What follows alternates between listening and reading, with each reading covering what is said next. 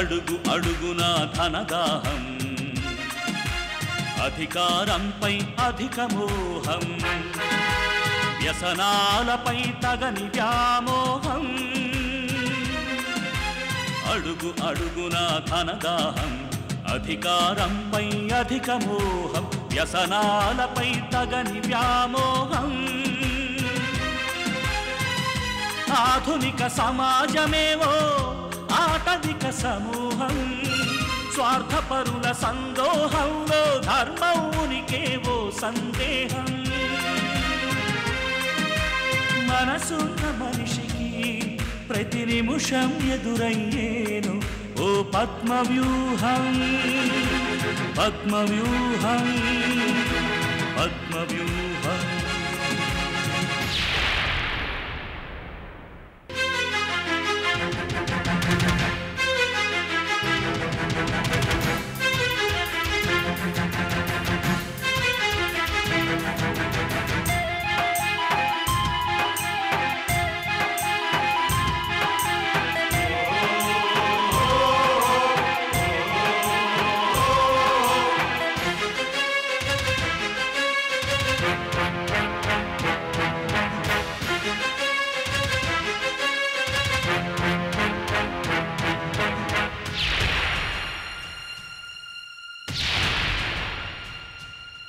ప్రతి కదలిక వెనుక ఓ లాభానికై చింత అవసరం లేకుంటే అరక్షణమైన నిలువరు నీ చెంత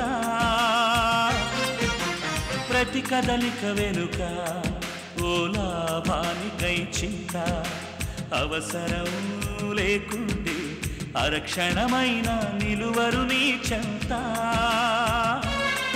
ఇది కన్నీటినే వేలం వేసే కసాయి సంత ఇది కన్నీటినే వేలం వేసే కసాయి సంత విలువలకై వెతుకులాట నేడొక పెద్ద వింత విలువలకై వెతుకులాట నేడొక పెద్ద వింత ఇంక నేను ఎక్కడికి వెళ్ళనమ్మా నీ దగ్గరే ఉంటాను నిజంగానా? అవునమ్మా. సుహిత అమ్మకి జ్వరం అని నాకు రాత్రి చెప్పలేదే?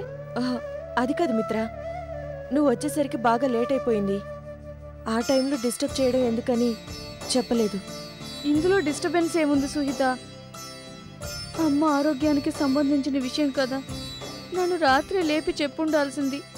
తెలిసింటే వెంటనే అమ్మని ఏ హాస్పిటల్కో తీసుకెళ్ళి ఉండేదాన్ని. నేను రాను. ఎంత చెప్పినా అర్థం కాదా నీకు? మీ అమ్మ ఆరోగ్యం బాగోలేకపోతే అది నీ హెడేక్, నాకేం సంబంధం లేదు.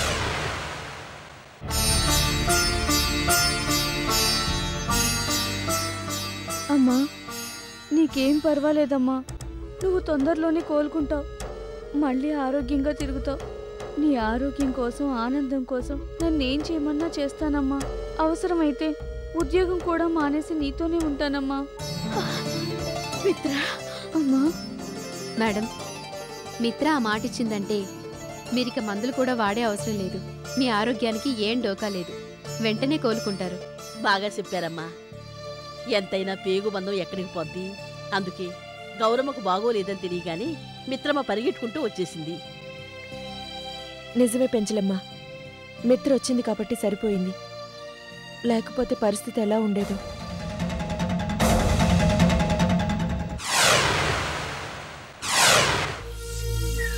చిచి, ఏడ్చి ఏడ్చి మేకప్ అంతా చెరిగిపోయింది. అనవసరంగా కొంచెం ఎక్కువ యాక్ట్ చేసినట్టున్నాను. వండర్ఫుల్. ఆస్తికి ఎసరు పెడితే బిజినెస్ దాకా వచ్చి ఆగిందన్నమాట. బాగుంది. ఇప్పుడు డ్రామా మంచి రసకందాయంలో పడింది. దీపం ఉండగానే ఇల్లు చక్కబెట్టుకోవాలని మీరు చెప్తుంటారు కదా అంకుల్.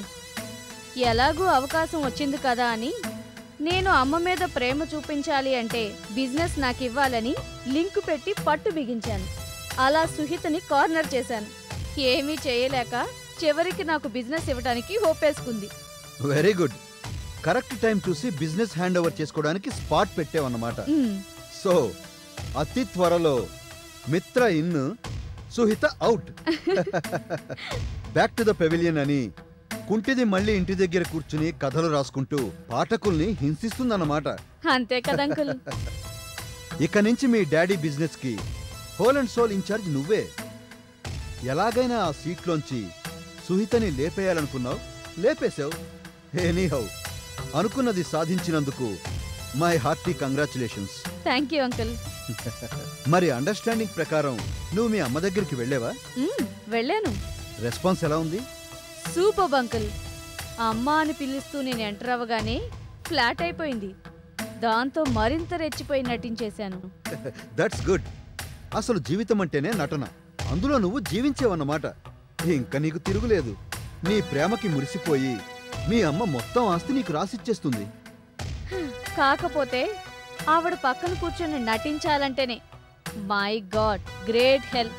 ఏదో ఒకరోజు ఇదంతా నటనని బయటపడిపోతానేమోనని భయంగా ఉంది అంకుల్. అమ్మో, ఆ పని మాత్రం చేయకు. వచ్చిన సువర్ణ అవకాశాన్ని పోగొట్టుకోకూడదు. అయినా ఈ నటనంతా బిజినెస్ నీ చేతికొచ్చేవరకే కదా. అంతవరకు కాస్త ఓపిక పట్టు. ఒక్కసారి బిజినెస్ నీ హ్యాండ్ ఓవర్ అవ్వగానే బాయ్ చెప్పేసి బయటకొచ్చాయి.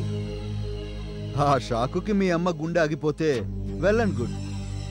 పర్మనెంట్గా ప్రాబ్లం సాల్వ్ అయిపోతుంది. ఒకవేళ బ్రతికున్నా అప్పటికే బిజినెస్ నీ చేతికొచ్చేస్తుంది కాబట్టి నో ప్రాబ్లం.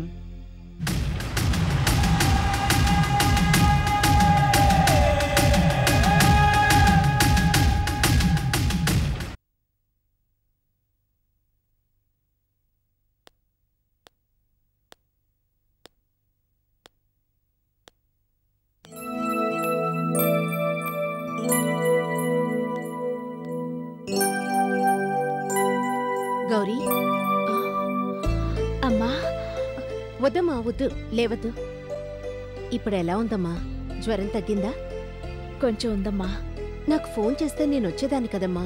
పర్వాలేదమ్మా. సుహిత, మిత్ర, పెంచలమ్మ ఉన్నారుగా. క్రాంతి వస్తుందా? వస్తున్నారు. నా ఆరోగ్యం గురించి చాలా శ్రద్ధ తీసుకుంటున్నారు.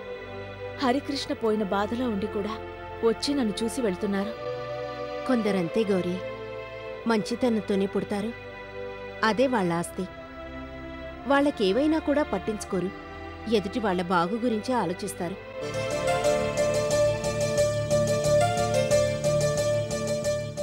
అమ్మా, అమ్మా. వచ్చేసావా మిత్ర?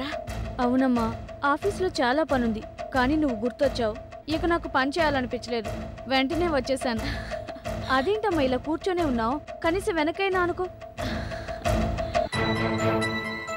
ఏంటమ్మా ఒళ్ళంతా వేడిగా ఉంది? జ్వరం వచ్చినట్టుంది. ఉండు.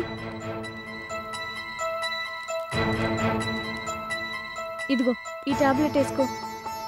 ఇవిగో వాటర్.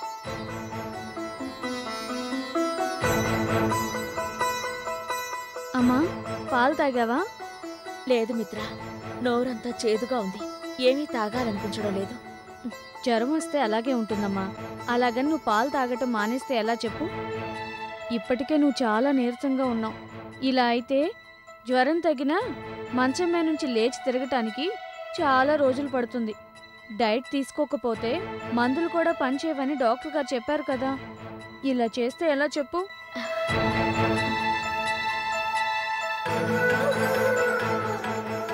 తాగమ్మా.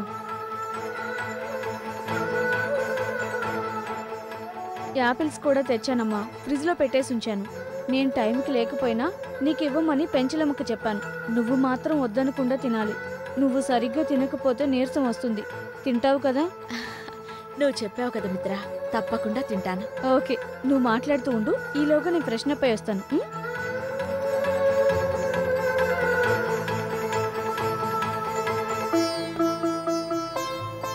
ఏంటమ్మా అలా చూస్తున్నావు? ఇప్పుడు వచ్చెళ్ళింది మన మిత్రేనా? అవునమ్మా.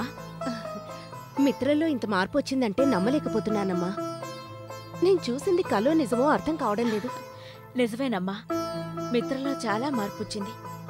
ఇంత మార్పు వస్తుందని నేను ఊహించలేదు.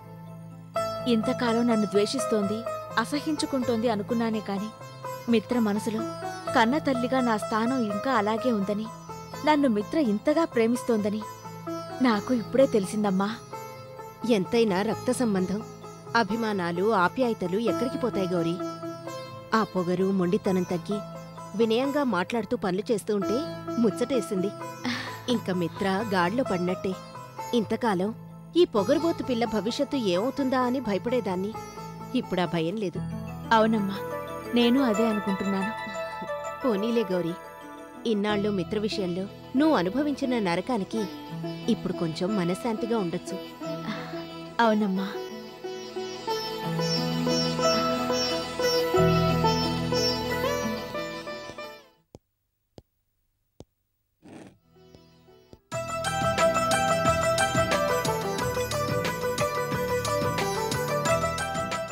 మొహంలో ఏదో తెలియని ఆనందం కొట్టొచ్చినట్టు కనపడుతోంది.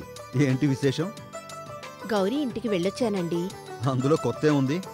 నేను వద్దంటున్నా వినకుండా షటిల్ సర్వీసులా ఆ ఇంటి నుంచి ఈ ఇంటికి, ఈ ఇంటి నుంచి ఆ ఇంటికి తిరుగుతూనే ఉంటావుగా. ప్రతిసారి వెళ్ళడానికి ఈసారి వెళ్ళడానికి చాలా తేడా ఉందిలేండి. ఏమిటో అంత తేడా? ఇన్నాళ్లకి గౌరికి పట్టిన గ్రహణం విడిపోయిందండి. తను కన్న కల నిజమైంది. అవునండి, మీరు నమ్మినా నమ్మకపోయినా గౌరికి మంచి రోజులొచ్చాయి. ఏం జరిగిందేంటి? 9 నెలలు మోసి బిడ్డకి జన్మనిస్తుంది తల్లి. ప్రేమను పంచి ఇచ్చి కంటికి రెప్పలా చూసుకుంటుంది. తన సుఖం, సంతోషం కూడా మర్చిపోయి పిల్లల గురించే ఆలోచిస్తుంది. ఇంత చేసినా పిల్లలు తనకేదో చేయాలని కాని, వాళ్ళ ఆస్తిపాస్తులు కాని ఏమీ కోరుకోదు. అమ్మా అని ప్రేమగా పిలిస్తే చాలు పొంగిపోతుంది. ఆప్యాయంగా దగ్గర చేరితే మురిసిపోతుంది. వాళ్ళభిమానిస్తే తన జన్మే ధన్యమైపోయిందనుకుంటుంది. అసలు విషయం మానేసి అమ్మ గొప్పతనం మీద ఉపన్యాసం మొదలు పెట్టేవేంటి? నువ్వు కూడా కథలు రాస్తున్నావా కొంపదీసి? అసలు జరిగిందేంటో చెప్పు. చెప్తానండి. విషయం తెలిస్తే మీరు కూడా సంతోషిస్తారు. ఆనందంతో ఎగిరి గంతేస్తారు. ఇన్నాళ్ళు కన్న కూతురు కళ్ళెదురుగా ఉండి కూడా అమ్మా అని పిలవకుండా పక్కనే పరాయిదాన్లా తిరుగుతుంటే ఆ గుండె కోత ఏ తల్లి భరించలేదు. ఇంతకాలం ఆ నరకం అనుభవించింది గౌరీ. ఇన్నాళ్లకి అందులోంచి బయటపడింది. ఆనందంగా ఉంది. నిజమా? అవునండి. ఒక్కసారి గౌరీలో అంత మార్పు ఎలా వచ్చింది? మార్పొచ్చింది గౌరీలో కాదండి, మిత్రలో. మిత్రలో మార్పు రావడమా? నోనో, నేను నమ్మను. హైదరాబాదులో ట్రాఫిక్ జాములు తగ్గించొచ్చు, కాశ్మీర్ సమస్య తీరిపోవచ్చు, తెలుగు వాళ్ళ పిల్లలకి తెలుగు నేర్పించొచ్చు. కానీ పొరపాటును కూడా మిత్రలో మార్పు రాదు. మిత్ర ఎప్పటికీ మారదు. ఇంతవరకు నేను అలాగే అనుకున్నానండి. కానీ గౌరీ ఇంటికి వెళ్ళాను. ఒంట్లో బాగోలేక గౌరీ మంచం మీద పడుకునుంది. అంతలో మిత్ర లోపలికొచ్చింది. అమ్మా అంటూ ఆప్యాయంగా పలకరించింది. ఎలా ఉందమ్మా అంటూ అభిమానంగా అడిగింది. టాబ్లెట్లు వేసుకోమనిచ్చింది. పక్కనే కూర్చుని గౌరీ చేత జ్యూస్ తాగించింది. అవునా? అవునండి, నేనప్పుడు అక్కడే ఉన్నాను. గౌరీ మీద మిత్ర చూపించిన అభిమానం చూశాక నేనే ఆనందం పట్టలేకపోయాను. ఇక గౌరీ సంగతి చెప్పక్కర్లేదు. అలాగా? చాలా ఆశ్చర్యంగా ఉందే. అమ్మంటే 2 అక్షరాల మాట కాదు. అభిమానం, మమకారం కలిస్తే అమ్మ అని మిత్రకి ఇన్నాళ్ళకి తెలిసింది. ఎవరో చెప్పిన తప్పుడు మాటలు విని ఇంతకాలం గౌరీని అసహ్యించుకున్న మిత్ర తన తప్పేమిటో తెలుసుకుంది. అమ్మ విలువేంటో తనకర్థమైంది. ఏదైతేనే ఆ దేవుడి దయవల్ల ఏ కూతురు ప్రేమ కోసమైతే గౌరీ ఇన్నాళ్ళు తప్పించిపోయిందో అది గౌరికి దొరికింది. ఒక రకంగా గౌరీ కష్టాలు ఇక్కడితో తీరిపోయినట్టే. Very good. మొండిది, మూర్ఖురాలు అనుకున్న మిత్రలో ఇంత మార్పు వచ్చిందంటే నాకు చాలా ఆశ్చర్యంగా ఉంది. మొత్తానికి గౌరీ అదృష్టవంతురాలు. కన్నతల్లి ఎవరో తెలియకపోయినా అమ్మగా నీ అభిమానాన్ని సంపాదించుకుంది. అలాగే నిన్నటి వరకు చీ అన్న కూతురి ప్రేమ కూడా సాధించుకుంది. Wonderful. Every dog has its own day అని ప్రతి మనిషి జీవితంలోనూ ఓ మంచి రోజు వస్తుందంటారు. గౌరీ విషయంలో కూడా అదే జరిగింది. ఏమంటావు? ఇంత మంచి విషయం చెప్పినా మీ ఆలోచన కుక్క దగ్గరే ఆగిపోయింది చూడండి. అందుకు జాలి పడుతున్నాను.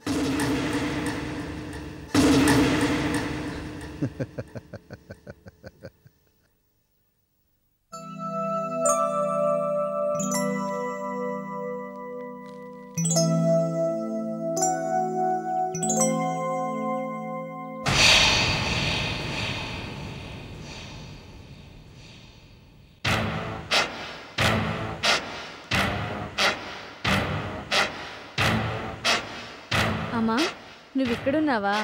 నీకోసం ఇల్లంతా వెతుకుతున్నాను. గదిలో కూర్చుని బోరు కొడుతోంది మిత్ర. కాసేపు ఇక్కడ కూర్చుందామని వచ్చాను. కరెక్టేనమ్మా, కానీ ఇప్పుడే కదా జ్వరం నుంచి బయటపడ్డావు. ఇలా చల్లగాలి తగిలితే మళ్ళీ రేపు జ్వరం వచ్చేస్తుంది. కనీసం ఈ షాల్ కప్పుకో. పర్వాలేదు మిత్ర. అబ్బా, ముందు ఆరోగ్యం, ఆ తర్వాతే ఏదైనా.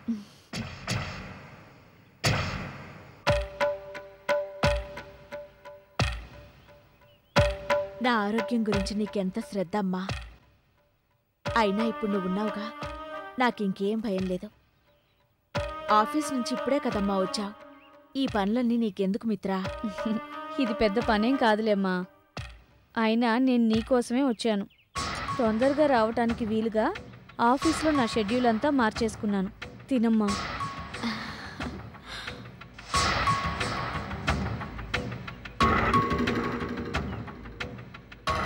అమ్మా, ఇంతకాలం నువ్వు మా గురించి చాలా కష్టపడ్డావు. ఇప్పుడైనా కాస్త రిలాక్స్ అవ్వమ్మా. ఏ పని లేకుండా నీకు బోర్ అనిపిస్తే ఆఫీస్కి వెళ్ళు, లేదంటే అది కూడా మానేసి హాయిగా ఇంట్లో రెస్ట్ తీసుకో. అంటే నన్ను అప్పుడే రిటైర్ అయిపోమంటావా?